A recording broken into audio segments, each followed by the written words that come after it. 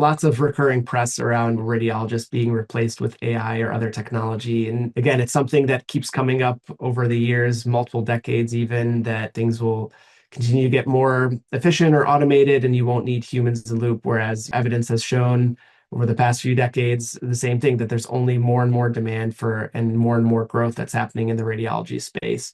And more, there's actually a huge projected shortage of radiologists. We're undertraining the number of radiologists that are expected to be needed in the short and long term space in the United States.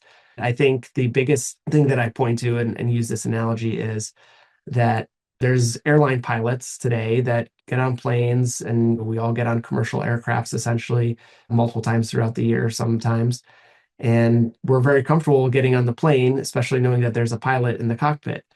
But that pilot is using a lot of automated tools that are in technology and in the aircraft. So, they're helping with taxiing, air takeoff, cruising, and then landing. But most of that's done via autopilot at this point. Many of those functions are there. And so we do that routinely every day and don't really think about it. But most people, if you ask them, would you want to get on a plane where there's no human pilot in the cockpit?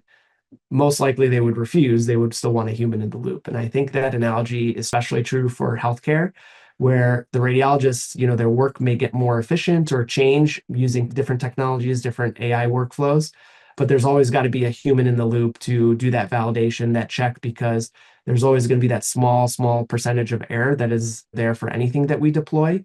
And so radiologists are the ones that are going to be that final check or final approval to understand when something is a false positive or other type of error so that they can, course correct or put the right report with the right context in place. So I think that's why radiologists won't be replaced anytime soon. Their workflows may change, and certainly that's already happening today. It's changed from a decade ago when we're on analog systems and moved to fully digital solutions.